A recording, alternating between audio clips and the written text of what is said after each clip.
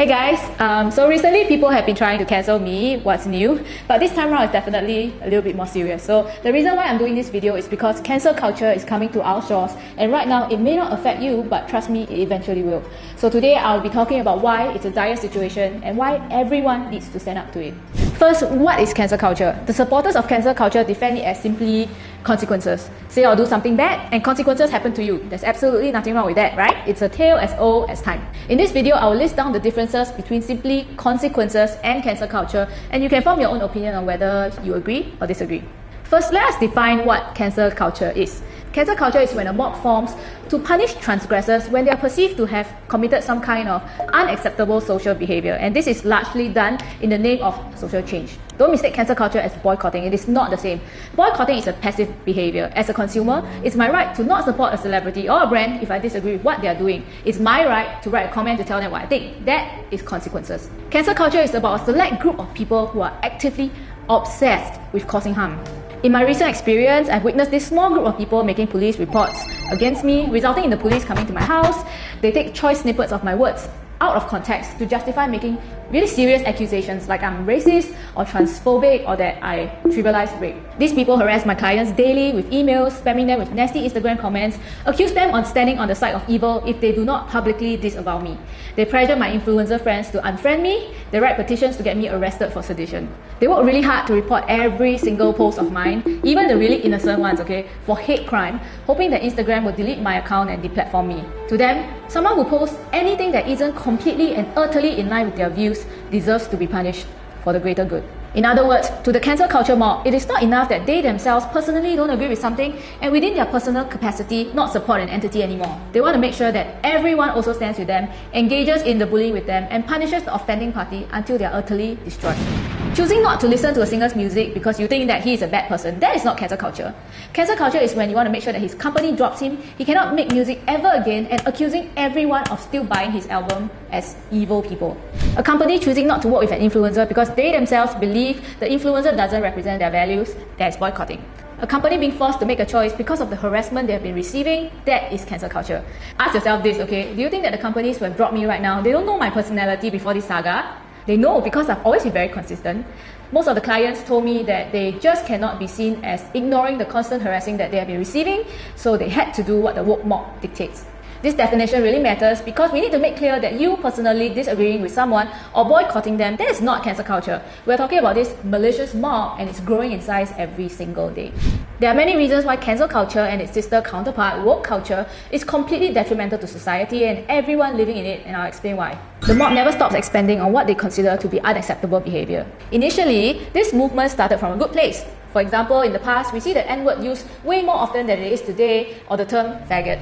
This was done to protect certain groups of people who have been victims of these derogatory terms, which is great. But soon, it was used to punish anyone who uses any of these words, even if it is just them singing song lyrics.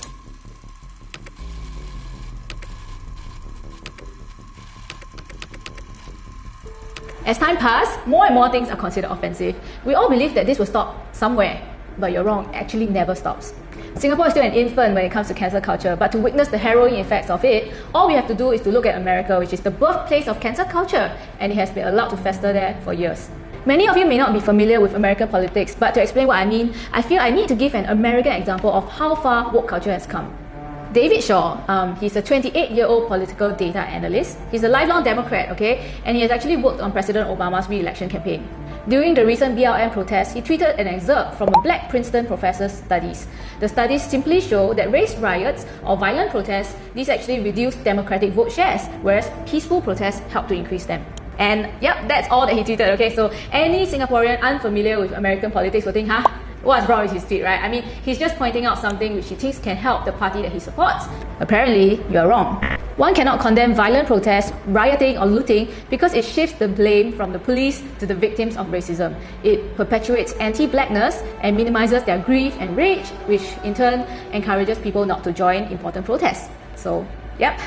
After the cancel culture mob went after him, he actually tweeted an apology, but that is not enough because days later he was actually fired from his job. The progressive group that he was a long-time member of actually also kicked him out of the group, and they gave a long statement. David Shaw knowingly harassed and bullied another member of this space, they said. They absolutely condemned his behavior, saying that if they don't act, They are perpetuating racism and sexism. And so, ladies and gentlemen, that is the story of how David Shaw got cancelled.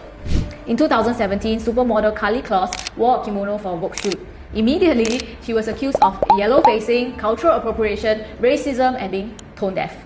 It doesn't matter if Japanese people stood up to say that they actually love the shoot. I mean, the mob decides for them. You don't get to decide, Japanese people. In the past, they went for the racists, which everyone applauded. Then they went for the conservatives, which people didn't care about because they label all conservatives as racist rednecks anyway. And then they started coming for the liberals too. As the cliff to what is considered hate crime erodes away, people who have always thought that they were safe because they were on the right side have begun to realize that they are actually in danger too. This is why recently 150 prominent authors, thinkers and journalists, including people like J.K. Rowling, who used to be the woke crowd darling, stood up to sign the Harper's letter, warning us that free speech and liberty are in mortal danger. To many Singaporeans who are new to this phenomenon, they may think that, please all these are ridiculous, it's never going to take off in Singapore because it's way too outlandish. I mean, Xia Xue, you're just being paranoid. Recently, we witnessed local actors like Kim Ng and Brandon Wong get cancelled for being in a MediaCorp show which portrayed a gay character in a really bad light. My question is, why should they be cancelled for acting out a bad script? I mean, they're just doing their jobs. You can go after MediaCorp if you want. But yeah, these actors, they are being harassed non-stop on their social media. They're being asked to apologize.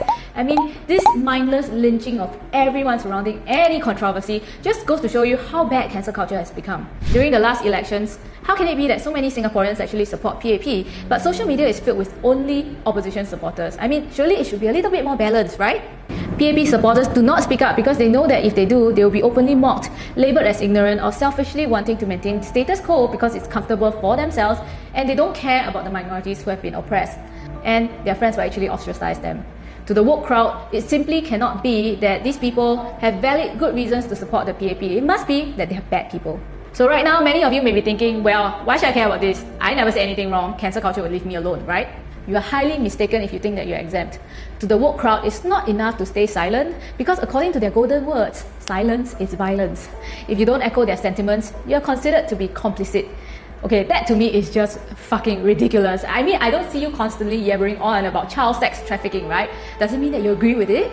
If you don't post a black square, you're racist. If they post it, they will claim that you're not doing enough because you need to post it in exactly the right way with the right hashtags and do more than just posting. You need to give links, you need to give money, you need to talk about it constantly, not just because it's popular to do it right now. And please, don't be like David Shaw, okay? Never ever mention that you don't agree with violence during the protest. Honestly, this is a situation where you die if you do, die if you don't. What is considered unacceptable social behavior is completely undefined. Social norms, they exist to govern behavior, and so do laws. The laws don't necessarily dictate what is right or what is wrong, but with a clear set of laws, at least the laws are fair and equal for everybody. So you know when you break them, and you know if another person breaks them, the same consequences will happen to them, right? With cancel culture, nobody knows what the acceptable social norms are. The mantra of those who support cancel culture is to protect minorities and those who are oppressed. They hide under the guise of doing a noble deed, but these people are actually authoritarians with a god complex who think that only they know what is right and what is not right, and you don't. They think that they have the right to dictate, to suppress, or to bully others into all behaving exactly the way that they want us to. Now, not only are there these ridiculous rules for you to follow, the rules are different for everyone. So the more ahead you are in the oppression Olympics, the more freedom of speech that you have. We have been hearing the phrase, support black businesses a lot. Just imagine if in America, someone actually said the phrase, support white businesses. They will be immediately labelled a racist. So my question is, if one is acceptable, then why isn't the other? Everyone should be equal before the eyes of the law. You can't change it as and when you please for different people. And so I ask you, is it fair that the woke crowd sets these ridiculous social rules on what we are allowed to say, think, or do, but we do not know what these rules are, or that these rules are constantly expanding, so more and more things are considered hate crime, or that the rules are different for everyone based on your skin color, gender identity, etc. Cancel culture means that you are guilty until proven innocent. We witnessed this happen to YouTuber James Charles, who was cancelled for being a sexual predator. By the time it is revealed that he actually isn't, half the world was already convinced and the other half didn't bother to follow up on the truth.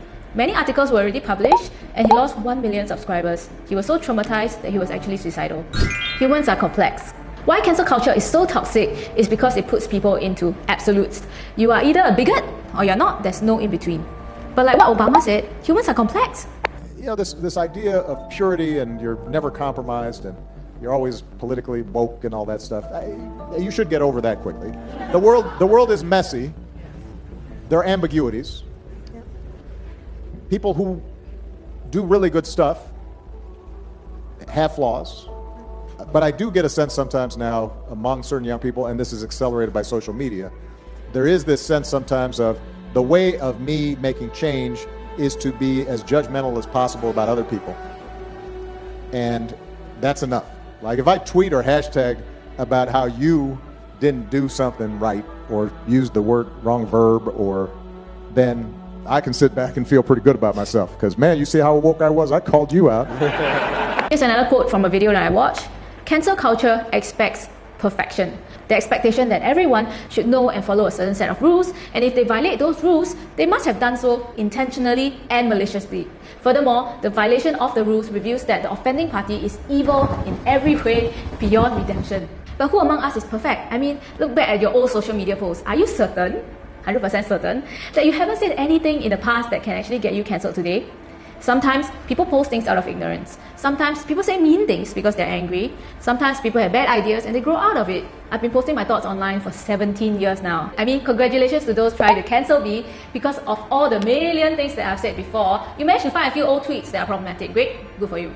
Context doesn't matter to these people. All the good things that I've said or done before does not matter as well. It only matters that this 0.01% of things that they managed to dig out are bad, and therefore it proves that I must be bad. Ask yourself, if someone digs up one problematic post of yours and uses it to claim that that post represents you, and so you must lose your job and get shunned by society, is that right? The sentence should fit the crime. There are natural consequences that happen to people who violate social norms. As someone who speaks my mind on touchy topics, what often happens is that people might unfollow me, which will directly have an impact on how much I can charge for ads, right? Certain brands may decide they don't want to work with me, and I also get plenty of nasty comments. I understand all of these and I accept the consequences. So maybe you will ask, how about people like Harvey Weinstein or Eden Ang? I mean, isn't it good that people like that are cancelled? In my opinion, they aren't cancelled. What happened to them was natural consequences of doing deplorable acts. Their crimes are severe, so are their consequences. That's not cancel culture. Cancel culture is when the crimes are minor or grey, but to the cult, natural consequences are not enough. They take it as their personal responsibility to hold people accountable. Well, who made you the supreme arbiter of what is right and wrong, and to dictate what the appropriate punishment should be? The reason why so many people hate cancel culture is that instead of letting people decide for themselves and let natural justice happen, the cult demands to decide for them that the punishment should always be extreme. Oftentimes, their vicious methods of punishment cause harm beyond the entity that they are targeting. For instance, if you destroy a brand, have you considered that the people that they hired will also lose a job? People wanted to cancel Mulan because lead actress Liu Yifei supported the Hong Kong police. But what about the thousands of people who also work on the movie? I mean, why should they suffer too? It is very easy to say that, oh, maybe person X shouldn't have said that offensive thing or done that offensive thing which causes harm to all the innocent people around him. That's on him, right? That's not on cancel culture. Well, my response to you is that you're super stupid because number one, you keep changing the rules on what are acceptable things to do, so how are people supposed to know what offends you? And number two, I don't care if you just admit that you're an asshole, but it's so freaking disgusting that you're acting like you're so noble. You're nothing but a bloody hypocrite because you claim to want kindness in the world, but you don't care about hurting innocent people to achieve your goals, even if these people could very well be the oppressed demographic that you claim to be fighting for. Which brings me to the next point. Cancel culture is wide open to abuse. The danger with constantly pushing the needle to what is considered acceptable social norms is that it now can be easily used to attack anyone by their enemies with a personal agenda. So let me tell you guys a real life story, okay? So one day, a friend of mine received a phone call from one of her staff, okay? Let's call him Aaron, okay? Aaron accuses his co-worker, let's call her Betty, who is an elderly Chinese auntie, okay, of being racist towards him. Pretty serious allegations, okay? So according to Aaron, during a petty office squabble, Betty suggested that Aaron, who is Malay, would always take the side of colleagues who are also Malay, okay? Interestingly enough, Aaron is actually not even Malay. He's Chinese, but his spouse is Malay. My friend then instructed Betty to pen an apology letter to Aaron. However, Aaron actually rejected the apology and wanted the company to fire Betty because he claimed that Betty is racist and made his family feel really unsafe. So Auntie Betty was crying non-stop and actually begged Aaron for forgiveness, but he did not relent. My friend did not fire Betty, okay? So Aaron subsequently went to make a police report for sedition against Betty. The police actually went to interrogate Betty and yeah, she's an old lady, she was scared out of her wits, okay? This is technically not cancel culture, but it really fits into their playbook, right? Label people as racist over one sentence that was said in anger, you demonetize, you jail, right? Did Aaron sincerely believe that this was the appropriate sentence to the crime, or was he simply using woke culture as a free pass for his personal agenda against Betty? What do you think? If you think that cancel culture won't affect you because you're always careful with your words, then think about the danger for those around you, including people like your parents, who might have a very different idea of what is considered hate speech these days. Cancel culture promotes a hostile environment where all intellectual discourse goes to die. People who support cancel culture defend it by saying, well, now racists don't have an avenue to speak, so how can that be a bad thing? Don't be coerced by the woke mob into making a forced choice between justice or freedom. The two can coexist together. The way to defeat bad ideas is by exposure, argument, and persuasion, not by trying to silence or wish them away. These people do not want justice or equality or to help anybody. They just want destruction and power. Well, then maybe you are asking, how do we stop cancel culture? As an individual, this is what you can do. Number one, have fuck you money. This is the best way to protect yourself, right? We see people like Kanye West, Elon Musk, or J.K. Rowling talk about things that the far left condemns, but hey, you can't cancel them. So this may not be very practical for everyone, so let's move on to the next. Number two, do not participate in cancel culture. You may be really tempted to do that if you find someone morally reprehensible. You can do your part by engaging in dialogue with the person to change their minds, or boycotting them, or voicing your opinion on why something is wrong. Learn to agree to disagree, because you don't have the right to shut someone up and get them fired just because they offended you. Number three, be brave. Don't be silenced into compliance. If you see someone getting cancelled over something that you don't agree with, say your piece, even if you're too scared to. If you don't, the public perception is that everyone agrees with the mob, and soon, every sane person starts doubting themselves because it seems like nobody is saying anything else. Celebrities and influencers have the highest risk of cancel culture happening to them because everyone wants to see an influential figure fail. If this cancelling shit keeps happening, what happens in future is that brands will choose not to take the risk of working with content creators anymore. To protect the volatile future of your career, you need to stand up against cancel culture now. Businesses often become the pawns of cancel culture. As this trend is still fairly new, businesses do not know how to respond to the woke mob harassing and pressuring them. They usually choose the easier route of disavowing their employees and firing them, instead of this unforgiving and rather inhumane method. Here is my personal suggestion on what can be done. Decide for yourself what the correct course of action should be, not what the mob pressures you to do. If firing is the right thing to do, then do it, but not because of the wrong reasons. Number two, realize that the mob's threats hold no water. They may claim to boycott you, but they are rarely customers to begin with, and they are actually a small, vicious group of people. You may think that by bending to the mob's will, you will protect your sales, but the reverse risk is also true. Those standing up against cancel culture might also boycott you. Take the case of Goya, a Mexican food brand who recently supported Trump. Everyone talked about cancelling and boycotting them, but what happened was that, in fact, their food items were sold out in every supermarket within hours. Ignore the mob. Besides blocking and deleting, one of the best ways to do this is to use the restrict function on social media. Restrict the keywords that they love to use, such as racism, blah blah blah. The commenters think that their harassing comments are posted, but actually, nobody but themselves can see it. Stand up for yourself. People don't seem to realize that brands hiring freelancers such as influencers doesn't mean that they stand by every single thing that the influencer has said since the beginning of time. I mean, that is just unreasonable, right? It simply means that they think that the influencer can help them bring in sales. Influencers are humans.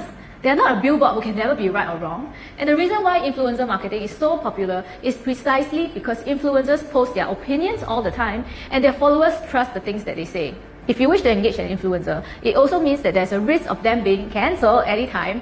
It's perfectly reasonable to respond that just because you hire someone to review your products doesn't mean you endorse all of their views or actions. Otherwise, no brands can work with any influencer anymore because how can anyone be perfect? For the greater good has always been the mantra of dictators, and that is how they get the masses to be on their side.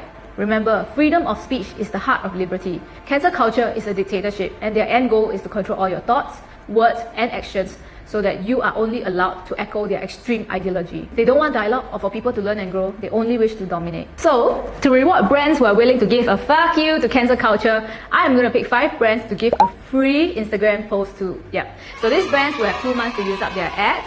And yeah, you heard me correct, free advertising, okay? Please leave your details in the link that I will be providing. Alright, so we've come to the end of my very long video. Thank you very much for watching it, and I'll see you guys next time. Bye!